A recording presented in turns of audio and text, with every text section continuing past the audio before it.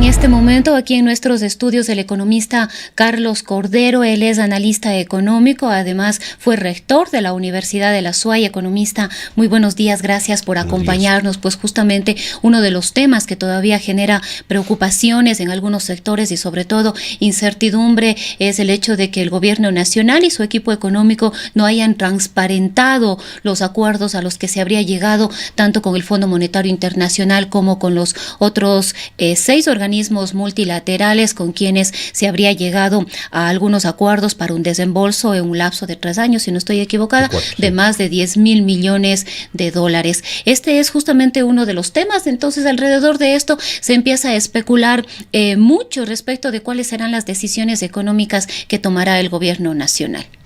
Muy buenos días.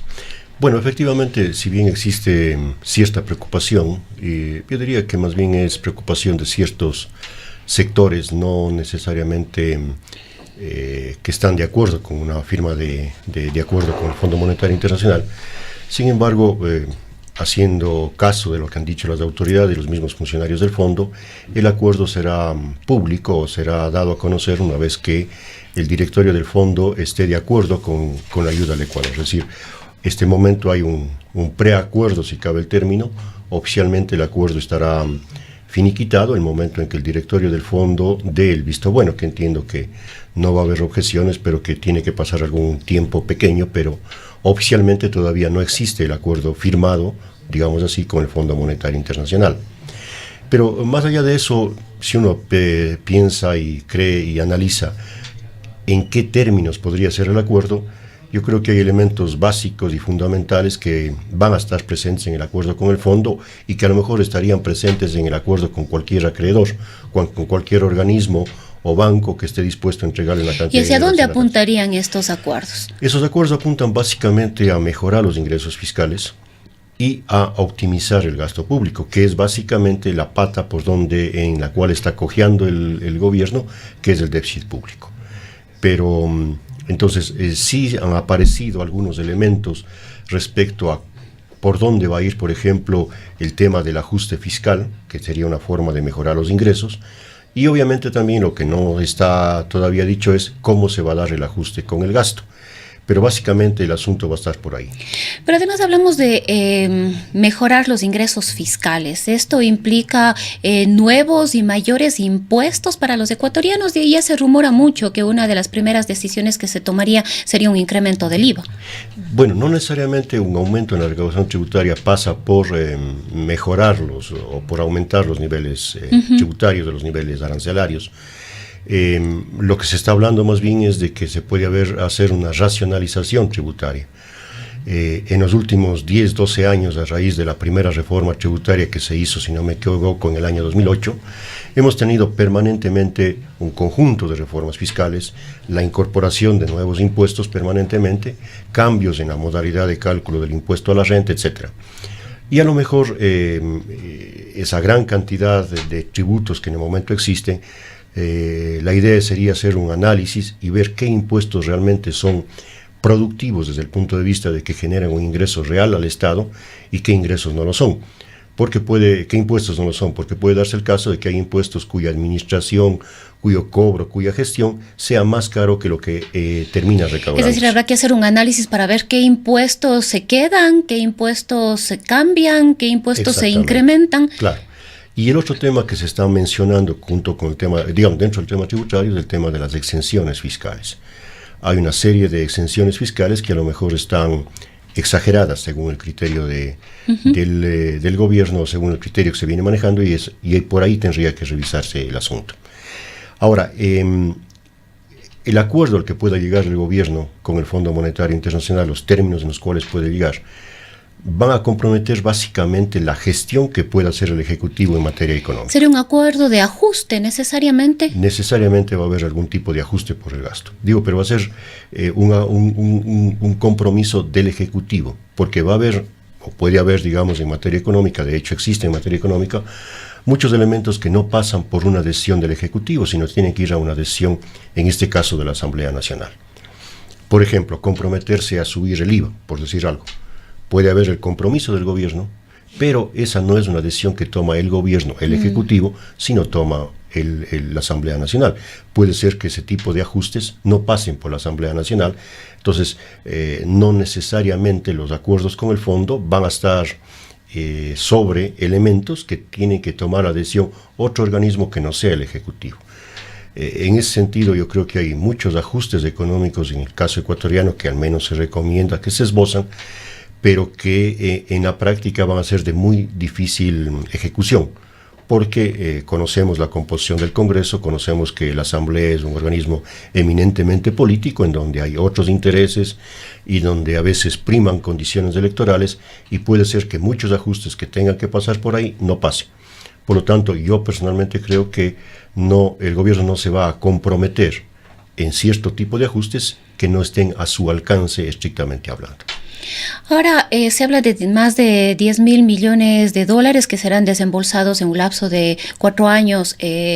Sabemos, esta es la información que se ha dado a conocer. Sin embargo, estos recursos que si bien le dan un respiro de alguna manera al gobierno, tampoco resuelven los problemas económicos. Otra de las preguntas a las que quisiéramos conocer cuál es su criterio es hacia dónde van a ir destinados estos recursos. Bueno, no se conoce exactamente el destino de los recursos y el origen de los mismos, digamos así, porque en el origen, digamos así, préstamos, puede haber préstamos de distinta naturaleza. Diga usted, por ejemplo, préstamos del Banco Mundial. Esos préstamos del Banco Mundial están atados o están dirigidos exclusivamente al financiamiento de algún tipo de proyecto, no es de libre uso del gobierno. Incluso los propios fondos del Fondo Monetario Internacional tampoco es que pueden ir a que el gobierno tome cualquier decisión con esos recursos. De lo que se ha visto en la prensa, existe algún monto de recursos que serían entregados para libre disponibilidad del gobierno, pero los otros van a estar atados a cierto tipo de proyectos. De cualquier manera, efectivamente, lo que hace el fondo no va a solucionar todo el problema económico que tiene el país, pero lo que siempre se ha dicho va a ser un elemento de gran ayuda para que el Ecuador pueda ir incluso teniendo acceso a otras fuentes de financiamiento en mucho mejores condiciones. Una prueba de ello es lo que está pasando con el indicador de riesgo país, con el ENVI, que en las últimas semanas prácticamente ha bajado alrededor de 200 puntos. Es decir, eso significaría que para acceder al crédito, al menos este rato el Ecuador ya puede acceder al crédito en 2 puntos menos que lo que podía acceder antes. Entonces, el acuerdo con el fondo tiene un doble efecto. Puede haber una ayuda directa, que podríamos hablar de estos 10.000 millones que se van a conseguir en torno a ese acuerdo, y hay una ayuda indirecta porque de alguna manera empieza el Ecuador, su gestión económica, a mejorar la confianza que tiene en el extranjero, y eso haría entonces que el Ecuador pueda moverse en un escenario que sea de más fácil manejo, y asimismo el ajuste por las condiciones y por la dinámica que ha tenido la economía ecuatoriana en los últimos años, que ha estado sustentada en el gasto público, tampoco se podría esperar que haya un ajuste drástico, un shock fuerte, porque eso constituiría un freno radical a cómo viene funcionando la economía. Economista, una de las críticas más fuertes de distintos sectores es el hecho de que, y coincidimos de alguna manera, de que los acercamientos, el estar atados al Fondo Monetario Internacional, la historia nos dice que no ha sido favorable para el país de ninguna manera.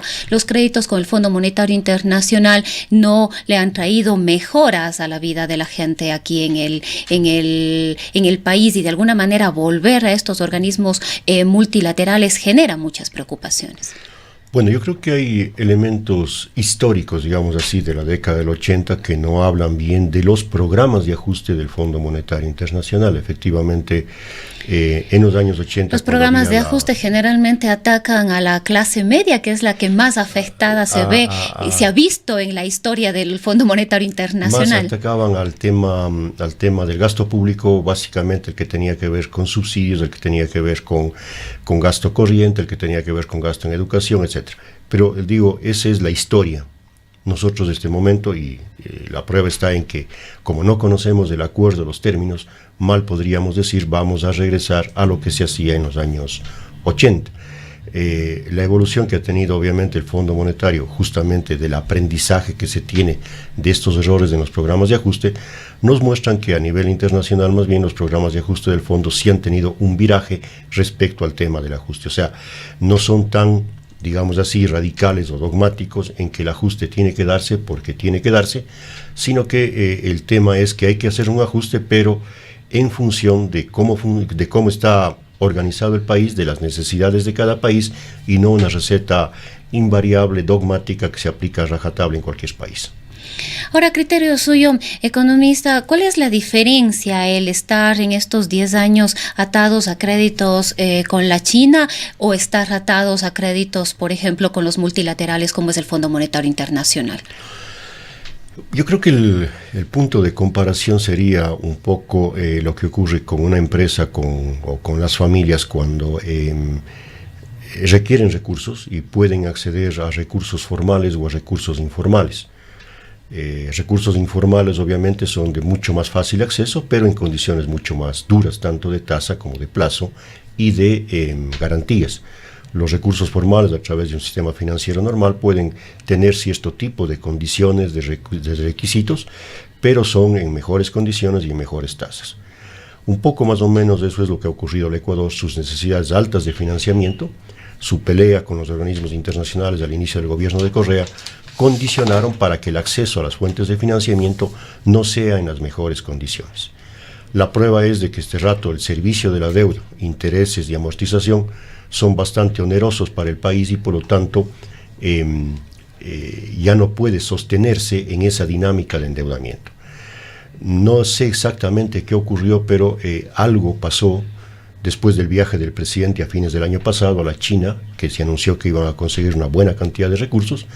Uno pensaba que con esa cantidad de recursos no iba a ser necesario el acuerdo con el fondo. No sabemos qué pasó, a lo mejor China también condicionó el nuevo préstamo, no sabemos a qué. El Ecuador a lo mejor no aceptó ese condicionamiento y por lo tanto no se vio más que en la necesidad de recurrir a quien, digamos así, políticamente no es el mejor aliado, que sería el Fondo Monetario, por todas las consideraciones anteriores e históricas decía que tiene el Fondo Monetario. Entonces, acceder al fondo significa un poco acceder a un crédito más formal en mejores condiciones y dejar de lado ciertas fuentes de financiamiento, a lo mejor mucho más rápidas de conseguir, pero en condiciones más onerosas. Y las finanzas públicas de este momento no están para conseguir créditos en condiciones difíciles.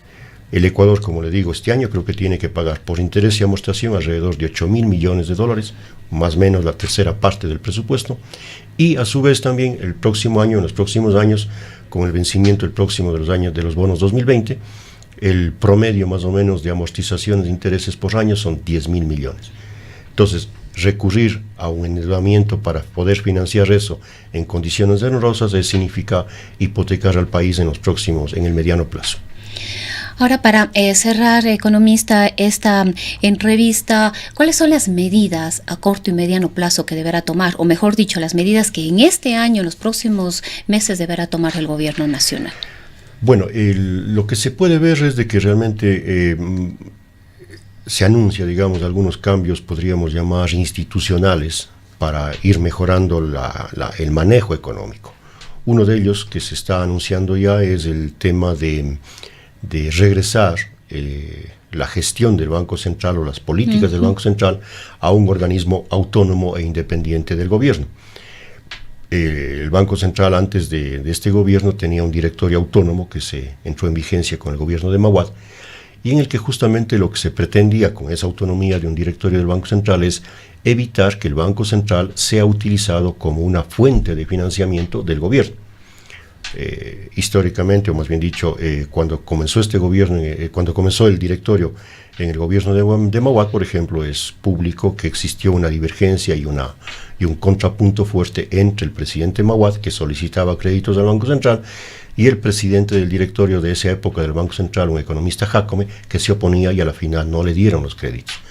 Entonces, para evitar estos malos manejos y esta utilización, hay una autonomía que aparentemente va a regresar al Banco Central para que los fondos que maneja el Banco Central o que puede tener acceso al Banco Central no sean la caja chica del gobierno.